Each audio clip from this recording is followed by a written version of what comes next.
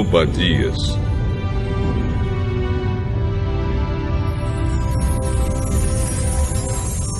Esta é a mensagem que o Senhor Deus deu a Obadias a respeito do país de Edom. O Senhor mandou um mensageiro a todas as nações, e nós ouvimos a sua mensagem. Preparem-se! Vamos lutar contra Edom! O Senhor diz a Edom: eu vou fazer de você uma nação fraca, e ninguém o respeitará. O seu orgulho o enganou. Você vive nas cavernas das rochas, lá no alto das montanhas, e por isso pensa assim: ninguém é capaz de me derrubar daqui. Ainda que você voe tão alto como a águia e faça o seu ninho entre as estrelas, eu o derrubarei dali. Quando ladrões chegam de noite, levam apenas o que lhes interessa. Quando alguém colhe uvas, sempre deixa algumas nas parreiras. Mas os seus inimigos destruíram você completamente. Povo de Edom, todos os seus bens foram roubados. Levaram embora todos os seus tesouros. Os seus aliados o traíram e o expulsaram do seu próprio país. Povos com quem você tinha acordos de paz conquistaram a sua terra. Os seus amigos mais chegados fizeram planos contra você. Eles dizem: os edomitas são uns tolos.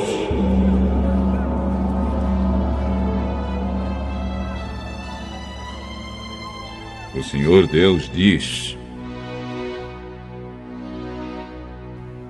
no dia em que eu castigar Edom, acabarei com todos os seus sábios. Não ficará uma só pessoa inteligente no país. Os soldados de Temã tremerão de medo. Todos os guerreiros de Edom serão mortos.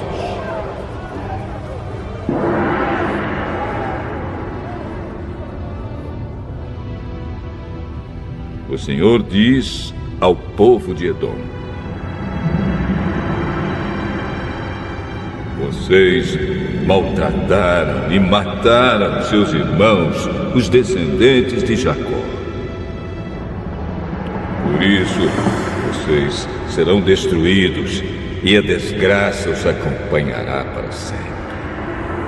Quando o inimigo derrubou os portões de Jerusalém, entrou na cidade e tirou todas as coisas de valor, vocês não se importaram com isso.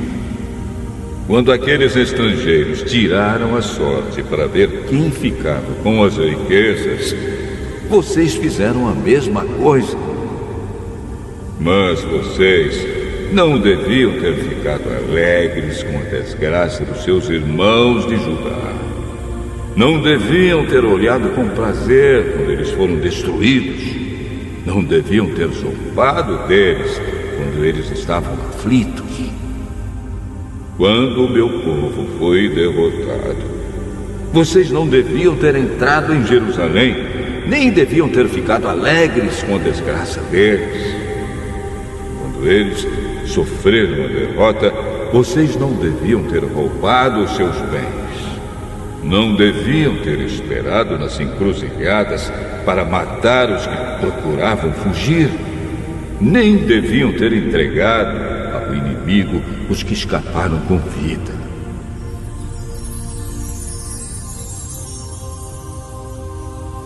O Senhor Deus diz: está chegando o dia em que eu vou julgar todas as nações. Aí vocês, edomitas, pagarão pelas suas maldades. Aquilo que vocês fizeram com os outros será feito com vocês. O meu povo já foi duramente castigado no meu Monte Santo. todas as nações vizinhas sofrerão um castigo ainda mais duro. Serão castigadas e desaparecerão.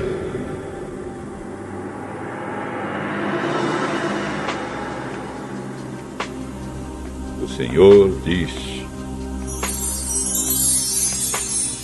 mas no Monte Sião, o lugar santo, alguns conseguirão escapar.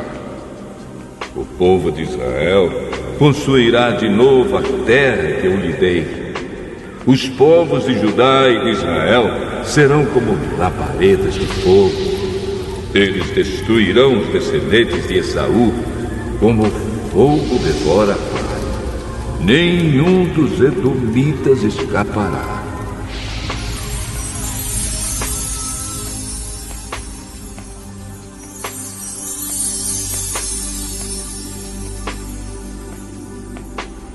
Eu, o Senhor, falei.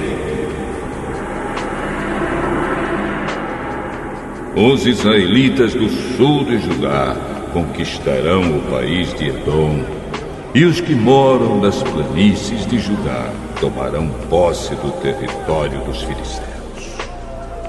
Os israelitas conquistarão o território de Efraim e de Samaria, e o povo da tribo de Benjamim tomará a região de Gileade. Os que foram levados como prisioneiros para fora do reino de Israel voltarão e conquistarão a região da Fenícia até a cidade de Sarepta, no norte. E os que foram levados de Jerusalém e que estão em Sefarade conquistarão a região do sul de Judá. O povo de Deus, vitorioso, subirá ao Monte Sião e dali governará o povo de Edom. E o Senhor será o rei.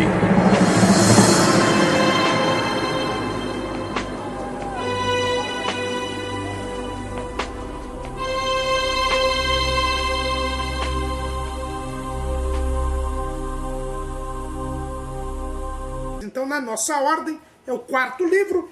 Na ordem da Septuaginta é o quinto livro. E o livro de Obadias é o menor livro do Antigo Testamento. Tem um capítulo só. Ele tem um capítulo só. E é o menor livro do Antigo Testamento. E a Bíblia não nos dá nem o nome do pai de Obadias. Né? No caso de Joel, quando nós estudamos, a Bíblia não dizia quando ele escreveu, nem de onde ele era. Mas pelo menos disse, Joel, filho de Petuel. Aqui não diz nada. Olha como começa o livro de Obadias. Visão de Obadias. Tem mais um vidente, mais um profeta que Deus revela, ele vê o que ninguém vê e que Deus tornou visível através da profecia de Obadias. Então nós não sabemos quem era o pai de Obadias, não sabemos de que reino ele era, a Bíblia não diz. Os estudiosos da Bíblia entendem que o livro de Obadias foi escrito durante a invasão babilônica de Judá. Por quê? Porque o livro de Obadias nos dá a entender que o povo de Judá, o povo de Jerusalém foi destruído. E que Edom, os descendentes de Esaú, se alegraram com a destruição de Jerusalém e de Judá. Alguns poucos estudiosos colocam o livro de Obadias durante o período de Roboão, quando houve a invasão de Jerusalém pelo faraó Sisaque, mas não parece muito ser a melhor posição. Nós entendemos que quando se fala aqui de destruição, de uma destruição total, não é apenas uma destruição de um saque, mas se fala mais mesmo de uma destruição e da alegria de Edom pela destruição de Judá. Então parece-me que, e o nosso comentarista, que é um grande estudioso do Antigo Testamento, tem esta posição, que o livro de Obadias é contemporâneo ao tempo de Jeremias, ao tempo da destruição de Jerusalém por Nabucodonosor. E Obadias foi levantado por Deus. E é interessante ainda também notar que Na Bíblia Católica, esse livro é chamado de Abdias. Abdias ou Obadias são variantes do mesmo nome hebraico.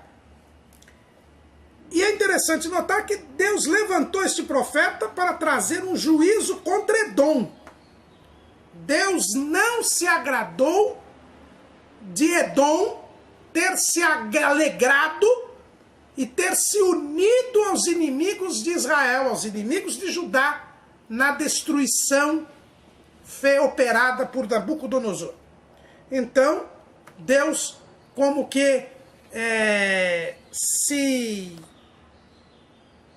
irrita com Edom, levanta este profeta para dizer ao povo algo que é muito interessante, para dizer ao povo que aquilo não ficaria sem a devida retribuição. É por isso que o nosso comentarista trata deste tema, que é um tema atual, que é o princípio da retribuição no livro de Obadias. A palavra Obadias quer dizer servo de Jeová. Então, ele é um servo de Deus, que é levantado por Deus para trazer uma profecia contra Edom. Lá em Obadias, começa assim a mensagem do profeta. Assim diz o Senhor Jeová a respeito de Edom. Temos ouvido a pregação do Senhor, e foi enviado às nações um embaixador dizendo: levantai-vos e levantemo-nos contra ela para a guerra. O livro de Obadias tem um capítulo só, mas Russell Norman Champlin, o autor do Antigo Testamento interpretado versículo por versículo, do Novo Testamento interpretado versículo por versículo, que está aqui em cima, essa coleção aqui, né, de Russell Norman Champlin, ele divide o livro de Obadias em 3 partes. A temível sorte de Edom, que ocupa os 9 primeiros versículos, a desprezível conduta de Edom, que envolve dos versículos 10 ao 14, e a última parte, que é o julgamento das nações, que ocupa os versículos 15 a 21, que Obadias tem 21 versículos. O nosso comentarista, aliás, o setor de educação cristã, ele divide o livro de Obadias só em 2 partes. A primeira com as mensagens contra Edom, que vai do versículo 1 até o versículo 15. E depois as mensagens do julgamento das nações, o dia do Senhor, que vai dos versículos 15 a 21. Seja qual for das 2 partes, das 2 divisões, nós vemos que o livro de Obadias não fala só sobre Edom. O ideal, o grosso da mensagem de Obadias é sobre Edom, mas ele não se limita a isto. Ele fala da destruição de Edom e também do julgamento das nações. Edom aqui é tomado como exemplo, o exemplo de uma nação que se recusou a servir a Deus. E assim como Edom seria destruída, todas as nações que rejeitarem a Deus também terão a sua devida retribuição, também sofrerão a destruição. É interessante notar que Obadias deve ter pregado por volta do ano 530 a.C., e Edom deixou de existir como nação no ano 312 a.C. Um exército de árabes invadiu Edom e destruiu Edom. Ainda sobraram alguns edomitas, tanto que o rei Herodes, aquele rei que era rei da Judéia quando Jesus nasceu, ele era edomita, ele era de uma família edomita. Então os edomitas, eles não desapareceram em 312. O que desapareceu foi a nação de Edom. Mas hoje, pergunta onde tem um edomita. Não tem nenhum. Então nesse ponto a profecia de Obadias já se cumpriu. Ele disse que Edom seria destruída porque se voltou contra o povo de Deus. Se alegrou pela desgraça do povo de Deus. E isso realmente aconteceu. No ano 312 a.C., Edom deixou de ser uma nação e os edomitas desapareceram alguns poucos séculos depois. O livro de Obadias começa Obadias dizendo que ele ouviu uma pregação do Senhor. E a pregação do Senhor é o seguinte, que tinha sido enviado um embaixador para que todos se levantassem contra Edom. Nosso comentarista entende que esse embaixador era um embaixador mesmo, de alguma nação, que começou a ir de nação em nação, tentando convencer as pessoas a se rebelar, a lutar contra Edom. Pode ter sido mesmo assim. Não é? A verdade é que Edom foi destruído por umas tribos árabes e não por uma nação assim regular, né, de maior porte. Mas a verdade é que Deus manda Obadias pregar, dizendo para Edom que se ela estava por cima, do lado de Babilônia, fazendo festa porque Judá tinha sido destruída, achando que Judá nunca mais iria se reerguer, quem está no controle de tudo é Deus. Edom estava se alegrando. Edom achou que Judá não tinha mais jeito, tinha sido irremediavelmente destruída. Mas o Senhor levanta o seu profeta para dizer que ele tem o controle sobre todas as nações. Quando Deus chamou Israel para fazer com ele o pacto no Monte Sinai, Deus disse: olha, eu estou escolhendo vocês para ser o meu povo, mas isso não quer dizer que as outras nações não sejam minhas. Veja bem o que está escrito lá em Êxodo, capítulo 19, versículo 5.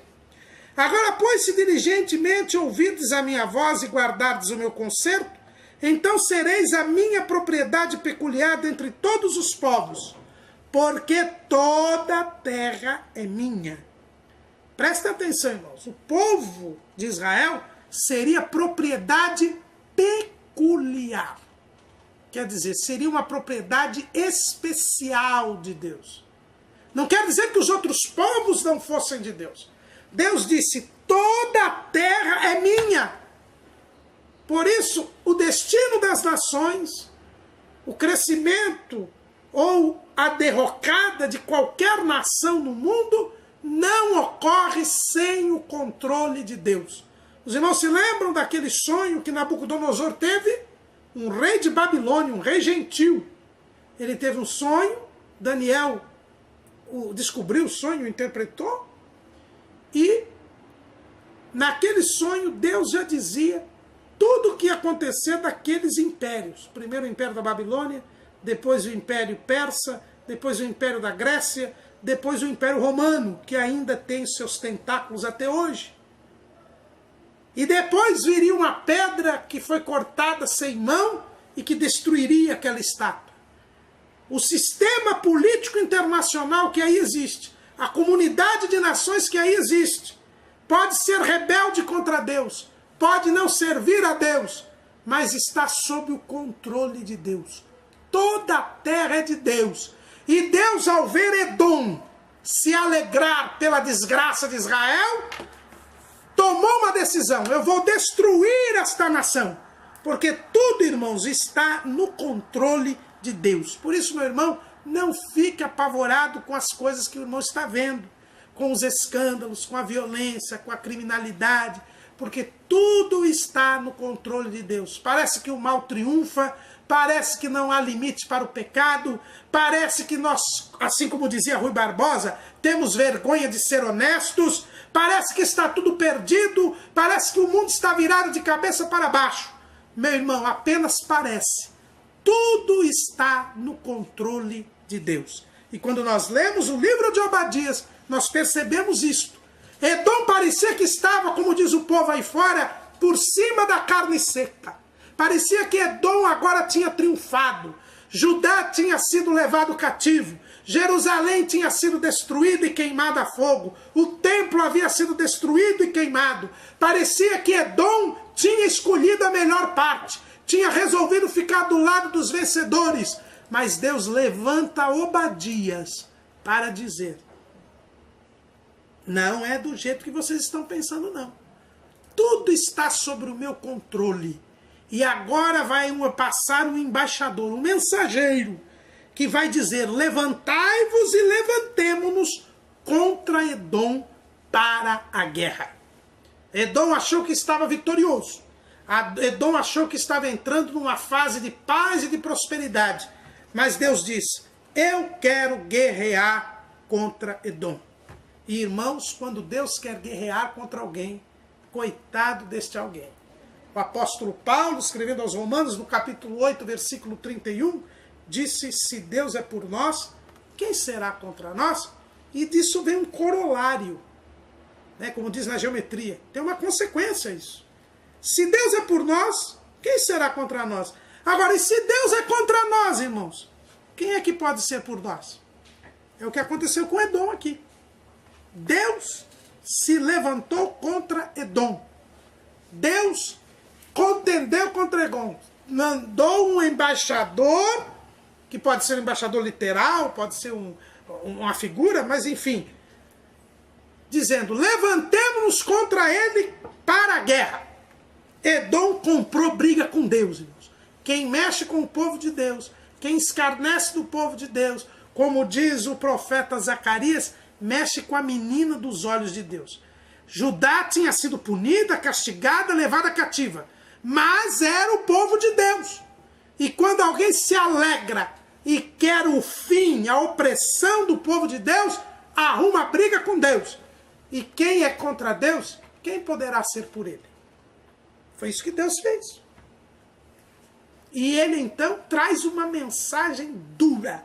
Ele diz assim, eis que te fiz pequeno entre as nações, tu és muito desprezado. Edom, irmãos, é Esaú. Essa nação, para nós entendermos toda essa profecia de Obadias, é preciso que nós lembremos que Edom é Esaú. Vamos lá em Gênesis capítulo 25, versículo 30. Assim nos diz a Bíblia Sagrada. E disse Esaú a Jacó, deixa-me, peço-te, comer desse guisado vermelho, porque estou cansado. Por isso se chamou o seu nome Edom. Edom quer dizer vermelho. Era o outro nome de Esaú. A Bíblia diz que quando Esaú nasceu, ele era peludo. Jacó era liso, mas Esaú era peludo. E peludo, cabeludo, peludo, é Esaú. É isso que quer dizer o nome de Esaú. Ele foi dado o nome dele porque ele era peludo, cabeludo. Mas a Bíblia diz também que ele era ruivo. Ele era vermelho, né? Cabelo vermelho, ruivo. E ele foi chamado de Edom, porque ele era vermelho. E aqui, quando a Bíblia diz que o nome dele é Edom, é porque ele viu aquele guisado vermelho, aquele prato de lentilhas que Jacó tinha feito. Ele não tinha caçado nada naquele dia, estava morrendo de fome. Quando ele chega, sente o cheiro do guisado, vai falar com seu irmão Jacó e diz assim, me dá um prato de comida aí. E aí Jacó, astuciosamente, disse, olha, eu não dou não, eu vendo. O que você quer? Eu quero a bênção da primogenitura. Esaú era o primogênito de Jacó. Olha, de Isaac. Jacó não era primogênito. Então a bênção de Abraão passaria para Esaú, o primogênito. Mas Esaú estava morrendo de fome. E ele disse, para que eu quero primogenitura se eu estou morrendo de fome? E ele vendeu a primogenitura. É por isso que o escritor aos Hebreus, no capítulo 12, no versículo de número 16, ele diz assim, e ninguém seja fornicário ou profano como Esaú, que por um manjar vendeu o seu direito de primogenitura. Porque bem sabeis que, querendo ele ainda depois herdar a bênção, foi rejeitado, porque não achou lugar de arrependimento, ainda que com lágrimas o buscou. Esaú, irmãos, é a figura do homem natural, do homem que vive dos instintos, do homem que está dominado pela carne, pelas coisas terrenas. Esaú estava passando fome e queria saciar a sua fome. E ele trocou a sua primogenitura, que era uma bênção espiritual, por algo terreno. Esaú trocou a sua primogenitura por um prato de lentilhas. Mas a Bíblia também diz que Esaú se casou com mulheres de terra de Canaã. o que foi aflição de espírito para os seus pais. Por quê? Porque ele não controlava também o seu instinto sexual. É por isso que a Bíblia diz que ele era fornicário. Ou seja, ele praticou sexo antes de se casar, ele casou-se com mulheres da terra de Canaã, que não era lícito que ele casasse, porque o seu pai Isaque foi buscar lá da sua parentela, sua mãe Rebeca. E depois, quando ele descobriu que Jacó que Isaque e Rebeca ficavam tristes, porque ele já tinha se casado com 2 mulheres da terra de Canaã, aí ele casa com outra. Ele casa com outra, que era filha de Ismael, tentando dar um jeitinho. Era um homem voltado para os prazeres, para as coisas desta vida. Era alguém que não dava nenhum valor às bênçãos espirituais. E a Bíblia diz que ele formou esta nação. Ele formou Edom com esta mentalidade. Edom sempre foi uma nação que invejava Israel por causa das bênçãos espirituais e que só era voltado para as bênçãos terrenas, para as bênçãos materiais. Irmãos, quem vive em função do material, do terreno, não agrada a Deus e se constitui inimigo de Deus. Edom é Esaú. Quando Esaú chegou com a caça, fez aquela comida para Isaque e foi levar para o seu pai, Jacó já tinha recebido a bênção no seu lugar. O expediente de Jacó não foi correto. Não havia necessidade dele fazer isso. Mas a verdade é que Esaú também, ele foi matar a caça sabendo que já tinha vendido a primogenitura para Jacó. Ele quis driblar as coisas. Ele quis achar que aquilo que ele tinha feito lá atrás não teria consequência nenhuma agora que ele iria receber a bênção de Isaque. E a verdade é que ele perdeu a bênção. E depois ficou chorando, papai, me dá uma bênção, me dá uma bênção. Isaque até queria ter dado a bênção para ele, porque ele era o filho predileto de Isaque. Mas não pôde dar. Porque quando nós rejeitamos as coisas de Deus, irmãos, não tem jeito, nós perdemos a oportunidade. E aí o que Esaú resolveu fazer? Resolveu matar Jacó. Ele disse, é só o meu pai bater com as 10 aí, como dizia minha finada mãe, que eu acabo com Jacó. Só que essa conversa chegou aos ouvidos de Rebeca, de Isaque, e Jacó acabou indo para Padã Arã. Desde aquele momento, nós vemos aí a inimizade entre Esaú e Jacó. Quando Jacó voltou, eles se reconciliaram. Só que Esaú fez uma proposta para Jacó. Vem morar comigo. Ele já estava morando nas montanhas de Seir, na região ali próxima do Mar Morto. E Jacó disse, vai você na frente. E ele não foi para lá. Muitas pessoas dizem, o Jacó não dá jeito mesmo. Enganou mais uma vez o irmão. Não é quando lê a passagem diz assim, o Jacó estava convertido ou não estava? Ele não se encontrou lá no Val de Jaboque, Deus não mudou o nome dele para Israel? Como é que ele agora falou assim, vai você na frente que eu vou depois? E não foi. Não foi e não tinha que ir, irmão.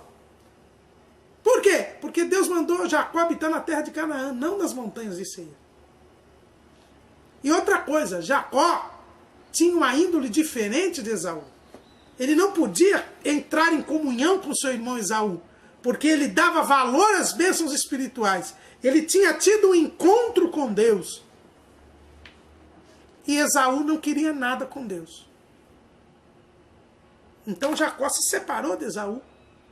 Esaú ficou morando nas montanhas de Seir, e ali a sua descendência continuou. Os irmãos veem aí no livro de Gênesis, que eles se estabeleceram lá no capítulo 36, os irmãos veem que é dado uma genealogia de Esaú, e eles ficaram ali em Edom.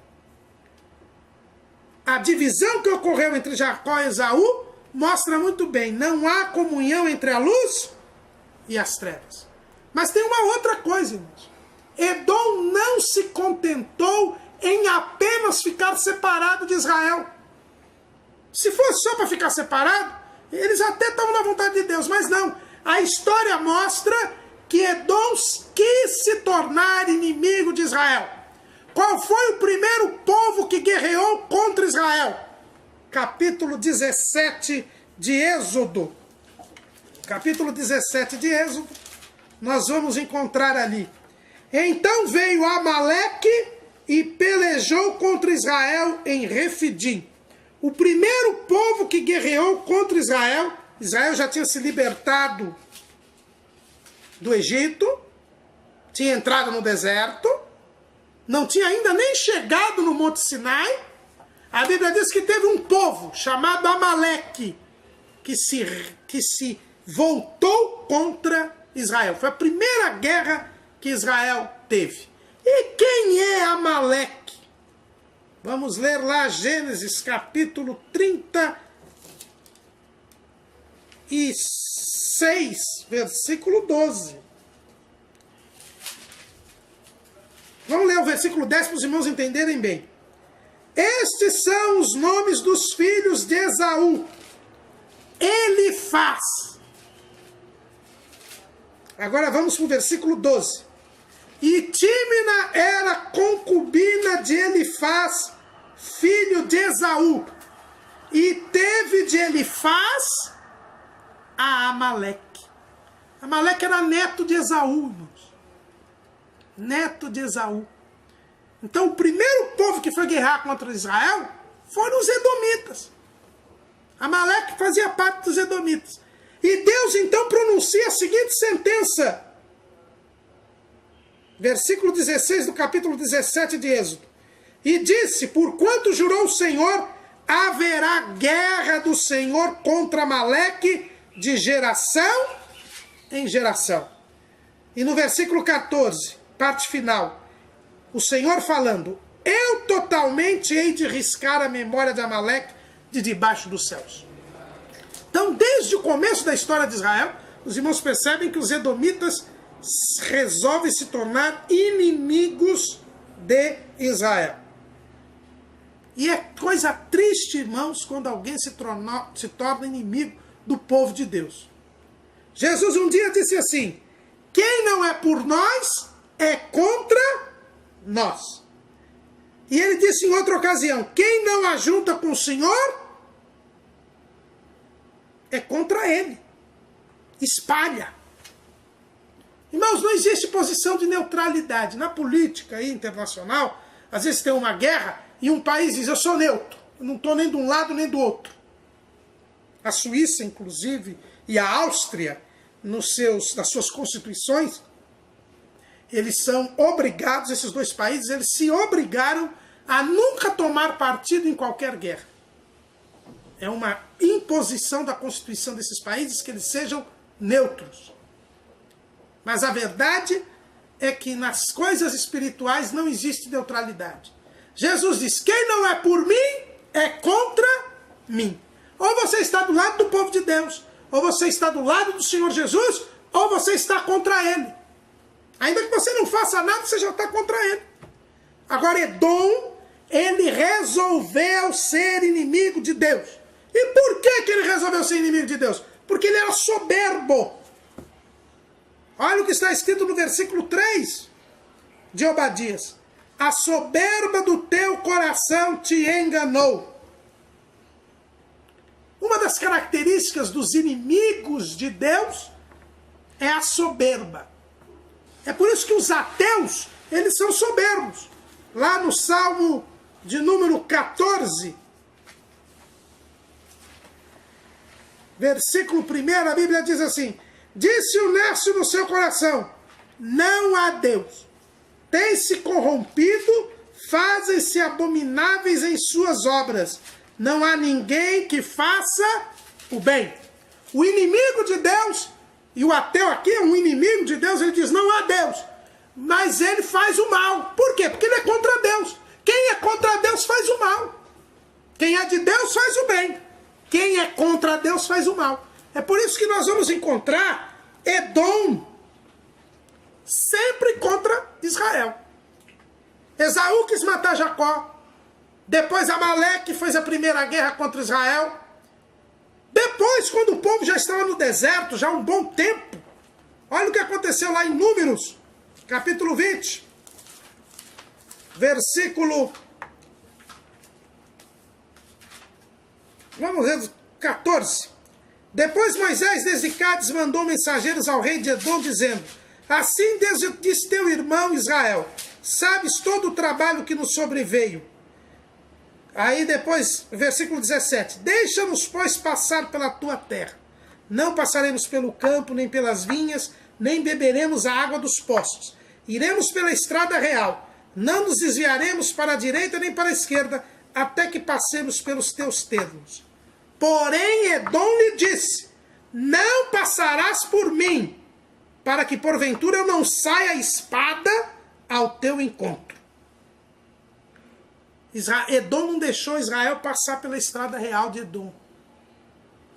E juntou gente contra Israel, ficou na fronteira, e Deus permitiu, e Israel teve que dar uma volta para não passar no território de Edom.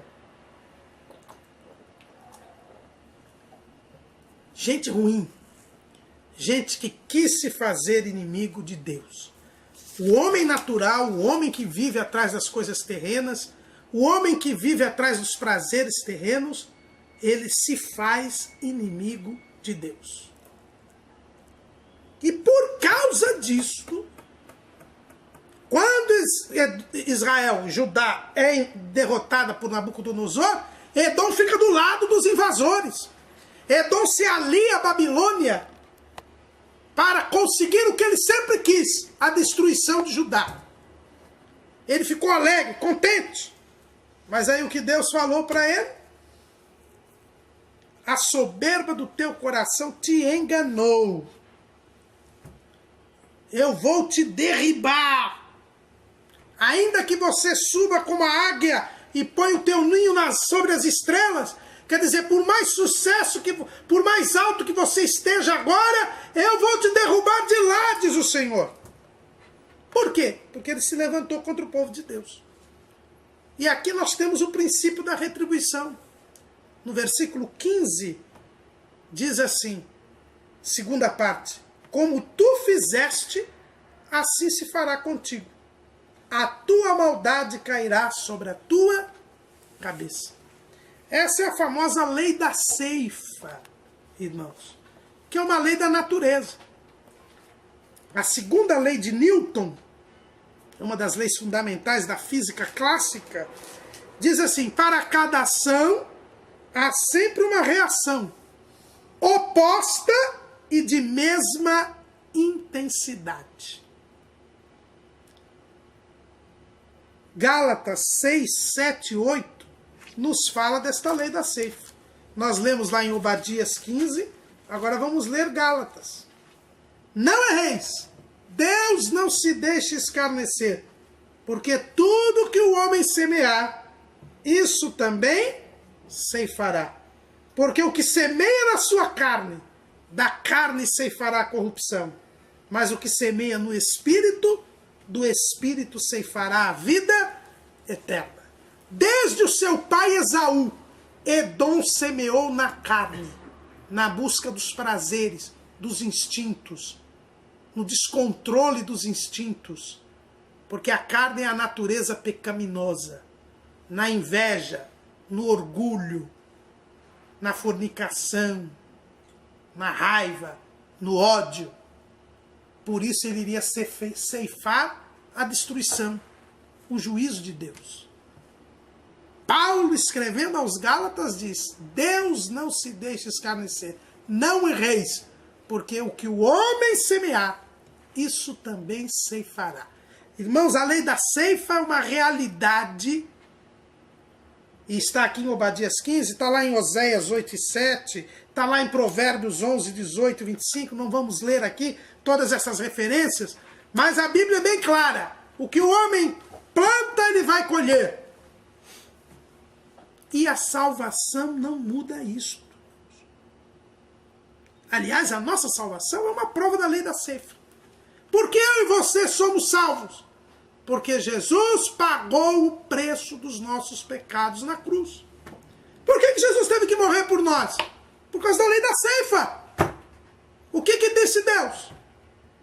De toda a árvore do jardim comerás livremente, mas da árvore da ciência do mal dela não comerás, porque do dia em que dela comeres, certamente morrerás. O salário do pecado é a morte. Houve pecado,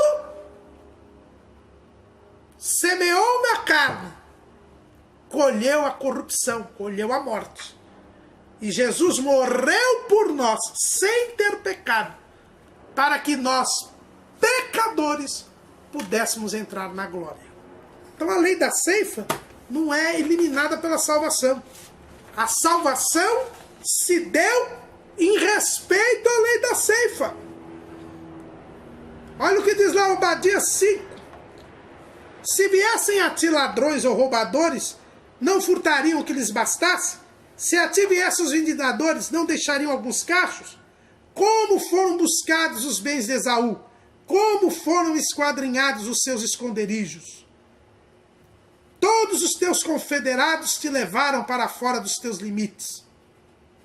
Assim como ele ficou contente porque levaram os judeus para fora da sua terra, eles também seriam levados para fora da sua terra. É a lei da ceifa, a lei da retribuição. Nós colocamos aí no nosso esboço 7 princípios da lei da ceifa. São 7 princípios que regem esta lei, que é uma lei divina, estabelecida por Deus e que não pode ser mudada, alterada. Aqui o nosso comentarista fala da questão da soberania e do livre-arbítrio. Deus está no controle de tudo, como nós já dissemos. Então Deus é soberano. Agora Deus nos dá o direito de escolher. Ele quis que eu e você escolhêssemos. E Ele respeita a nossa escolha. Se você escolher o bem, servir a Deus, você colherá a vida eterna. Se você escolher o mal, escolher pecar, você receberá a corrupção. É o que disse Paulo e nós lemos aqui em Gálatas 6, 7 e 8. Quais são esses princípios da lei da ceifa? Primeiro princípio, só colhemos aquilo que é semeado. Eu não conheço ninguém que tenha plantado laranja e colhido limão. Não dá. Ou planta laranja. Se você semear laranja, você vai colher laranja. Se você vai plantar abacaxi, você vai colher abacaxi. Você só colhe o que é semeado. Segundo, nós colhemos o mesmo em espécie do que semeamos. É o que eu acabei de dizer. Não é? Se você planta uma determinada espécie de semente, você vai colher aquela mesma espécie que você plantou. Terceiro princípio. Nunca colhemos na hora que semeamos. Hoje em dia, irmão, nós vivemos uma época de tudo é no toque, tudo é na hora, tudo é já. Mas não é assim. Quando você planta, você não colhe no dia seguinte. Tem um período de tempo entre o plantio e a colheita. Edom achou que no dia que Jerusalém foi destruída, tinha acabado tudo. Não, ainda não tinha chegado o tempo da colheita. Demorou mais uns 200 aninhos para eles colherem aquilo que eles tinham plantado, desde os dias de Esaú. Você nunca colhe na hora que você semeia. E tem outra coisa, você sempre colhe mais do que semeia. Você planta uma sementinha de laranja, nasce a laranjeira. E a primeira laranja já tem muito mais semente do que aquela que você plantou. Às vezes a gente pensa que Deus errou na dose. Pensa que Deus errou na dose. Davi matou Urias.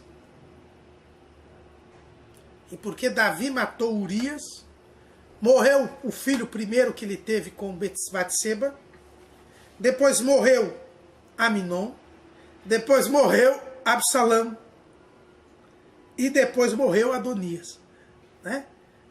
4 filhos dele morreram porque ele matou uma pessoa. Parece que a coisa está exagerada, né? É que a gente colhe mais do que o que a gente semeia. Guarde isso. princípio da lei da ceifa é que se colhe proporcionalmente ao que se semeia. Se você plantar 2 sementes de laranja, vão nascer 2 laranjeiras, você vai colher mais laranjas do que se você tivesse plantado uma só. Então a colheita ela é proporcional à semeadura. Você sempre colhe mais do que você semeia. Mas se você plantar mais, você colherá mais. A 6ª regra é que colhemos a plenitude do bem semeado apenas se perseverarmos. Mas o mal é colhido automaticamente. O saudoso pastor Walter Marques de Mello dizia que carrapicho ninguém planta e dá. Erva daninha, irmãos, nasce sozinho, não precisa ninguém plantar. Agora, coisa boa, você tem que plantar, cuidar, se esforçar. Por isso que é melhor se esforçar e perseverar na vida santa com Deus, superando os obstáculos, sofrendo as provações, as oposições, mas aquilo que você vai colher lá na frente é a vida eterna. Vale a pena. Lembre-se de Paulo. Paulo sofreu apedrejamentos, naufrágios, açoites, incompreensão até dos irmãos, dos falsos irmãos, traições, prisões. Mas no final ele disse, agora está reservada a coroa da justiça, o qual o justo juiz me dará naquele dia, e não somente a mim, mas a todos quantos amarem a sua vinda. Sofreu muito, mas ele perseverou, combateu o bom combate, acabou a carreira e guardou a fé. Ele plantou a fé e cuidou dela, e valeu a pena. Agora, a maldade, ela vem automaticamente. O 7º e último princípio da lei da ceifa é que nada podemos fazer com relação à colheita do passado, mas somente para a colheita futura. Quando a gente planta, não interessa o que passou. Você não planta para colher no passado. Você planta para colher no futuro. Então, na vida espiritual, eu tenho sempre que estar olhando para o futuro.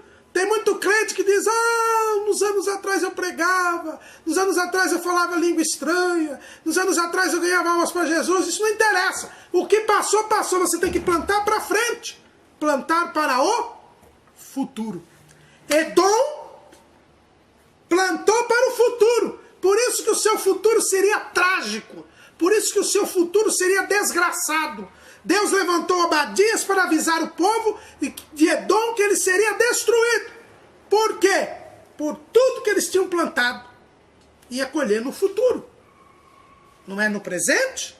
No momento que eles estavam alegres com a desgraça de Judá. E não era pelo que tinha passado. O que eles plantaram, eles iam colher no futuro.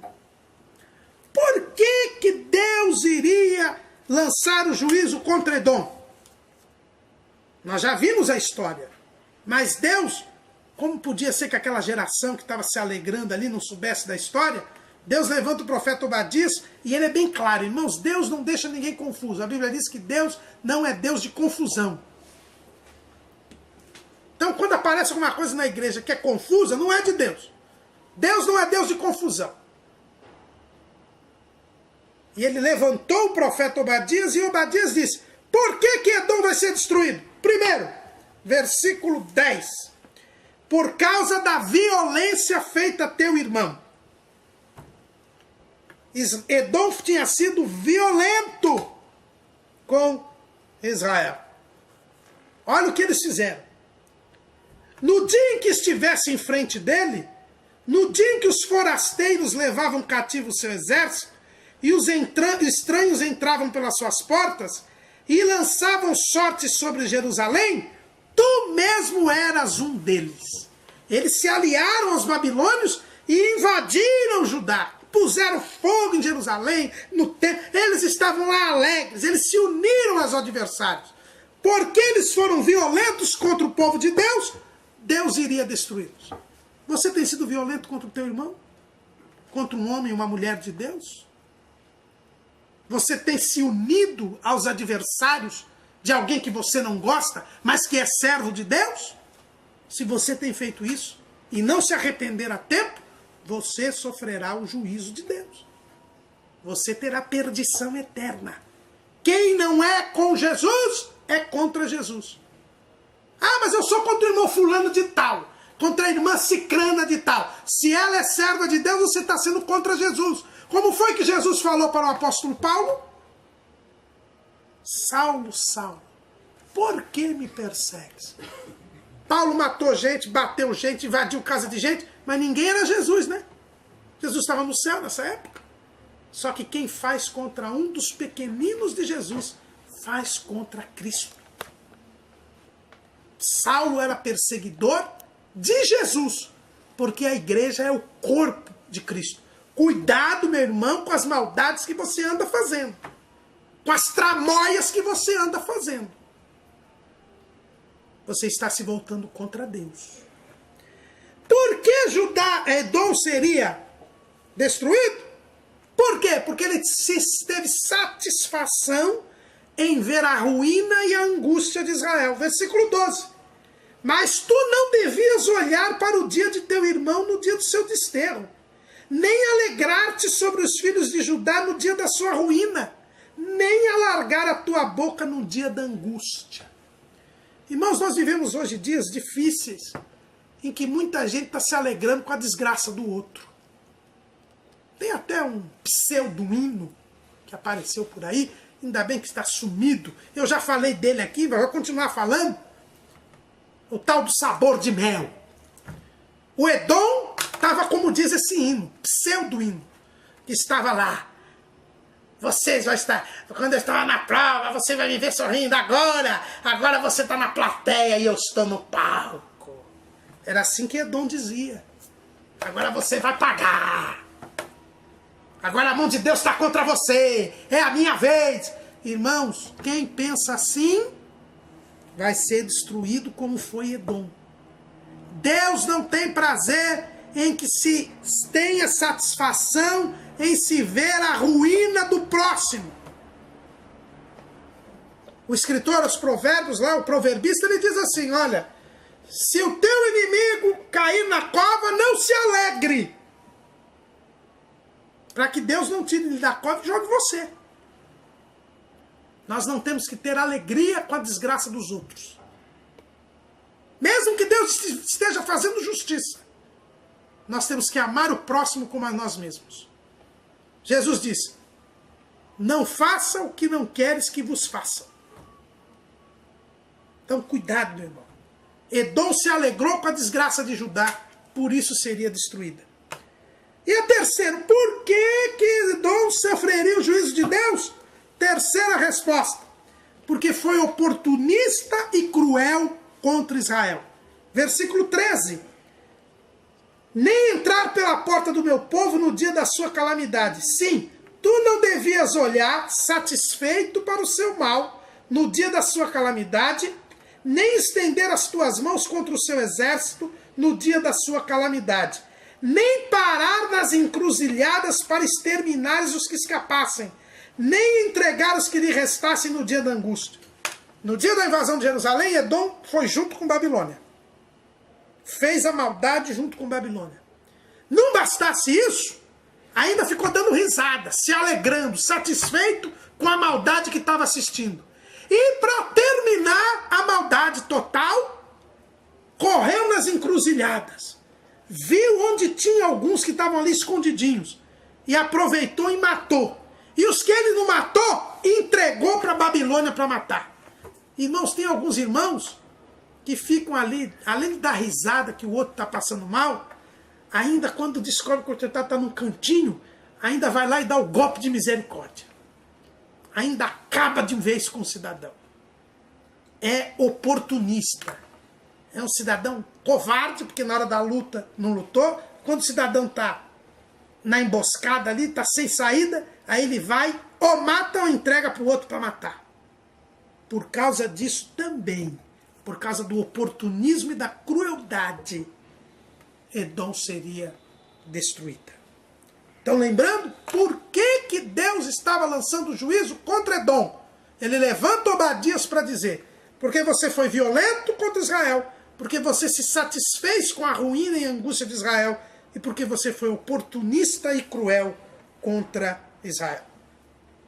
Mas depois de ter falado todas estas mensagens contra Edom, o profeta Obadias se levanta e diz assim: olha, não é só com Edom que vai acontecer, não. Com Edom vai acontecer logo, daqui a pouco.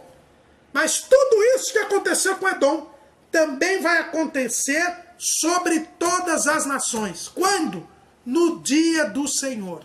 Existem alguns até que entendem que o livro de Obadias foi colocado nesse lugar aí, porque tanto Oséias, quanto Joel, quanto Amós e quanto Obadias falam do dia do Senhor.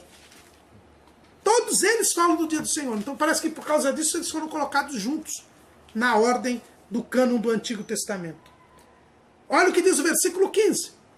Porque o dia do Senhor está perto sobre todas as nações. Como tu fizeste, assim se fará contigo. A tua maldade cairá sobre a tua cabeça. Então não é só contra Edom, não. O mundo inteiro que rejeitar a Deus, que não aceitar a Deus, que for soberbo de coração, que se voltar contra o povo de Deus, este mundo todo sofrerá o juízo divino, sofrerá a destruição, como sofreu Edom. Edom é apenas um exemplo, uma figura, um símbolo, um sinal do que vai acontecer com todos os homens que quiserem viver sem levar Deus em conta, sem levar Deus em consideração. Por quê? Porque eles vão beber da taça da ira de Deus. Tem o versículo 16, que muita gente confunde. Olha o que a Bíblia está dizendo aqui.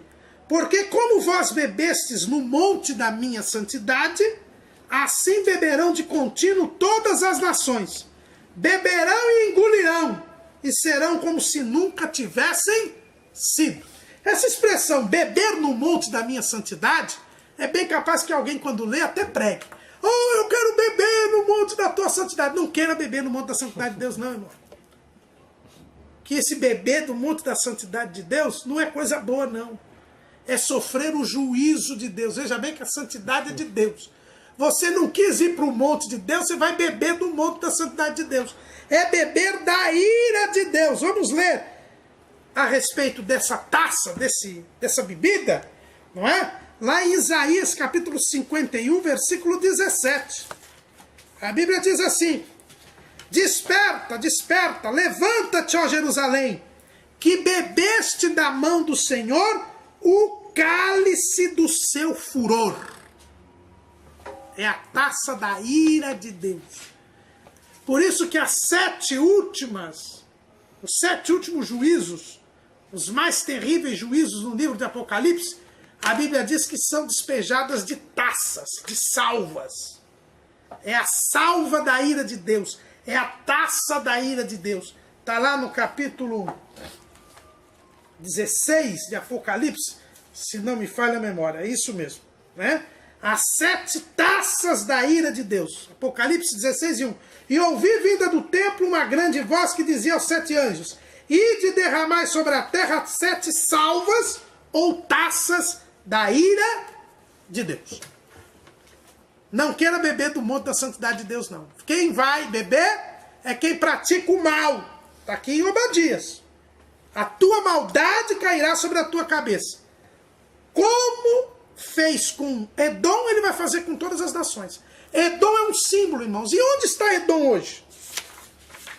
A terra que Edom ocupava está vazia. É ali aquela região perto do Mar Morto.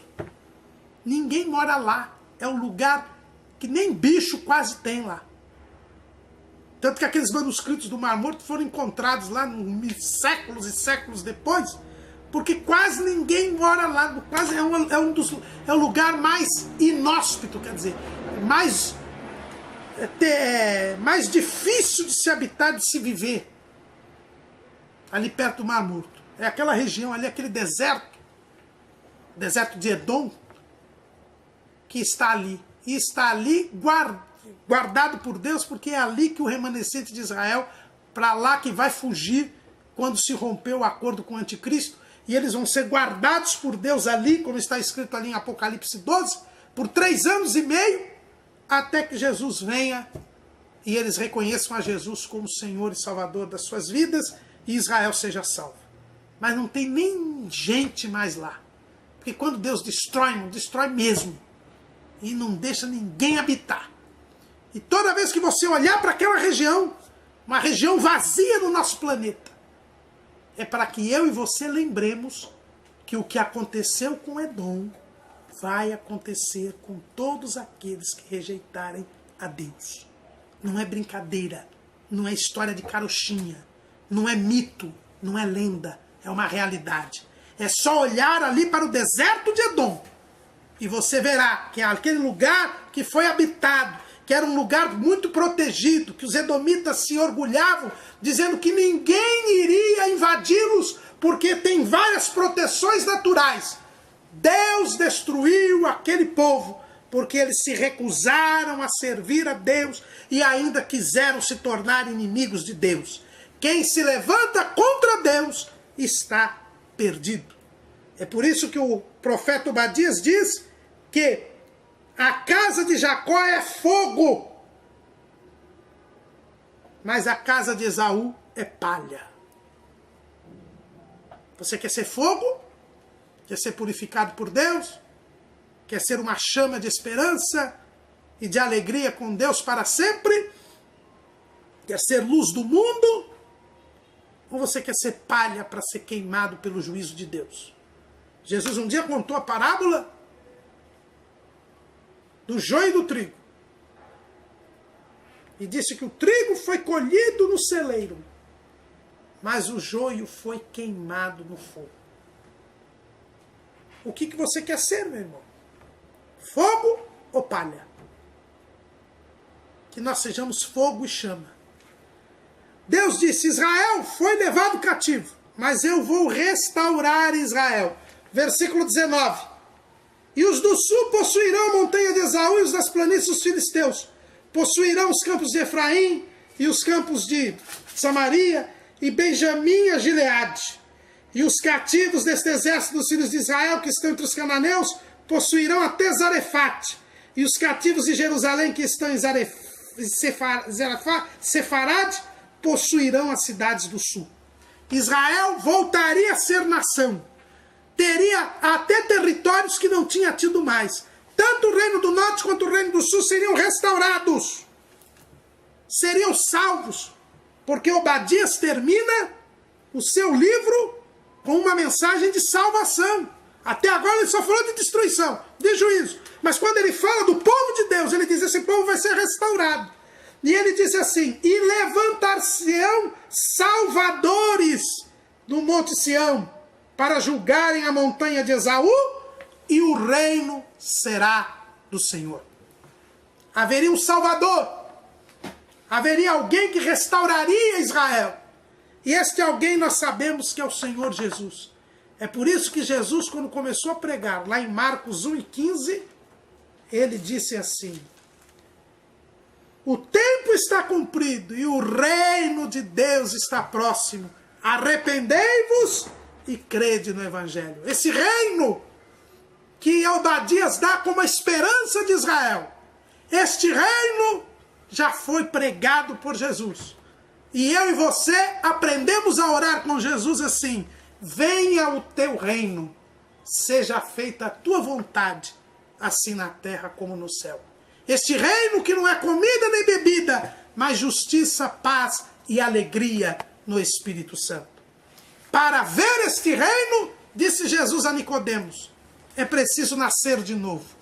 Para entrar neste reino, é preciso nascer da água e do Espírito. E você, meu irmão? Você vai nascer de novo? Vai morrer para o mundo? Pedir perdão pelos seus pecados? Pagar as consequências do seu pecado aqui? E subir para o céu, tendo nascido da água e do Espírito? Ou vai praticar a maldade? buscar as coisas desta vida. E como consequência disto, a maldade cairá sobre você e você será destruído, como foi destruído Edom. A escolha é sua. Não erreis. Deus não se deixa escarnecer, porque o que o homem semear, isso também ceifará. É esta mensagem atual que o profeta Obadias nos deixa para a nossa santificação.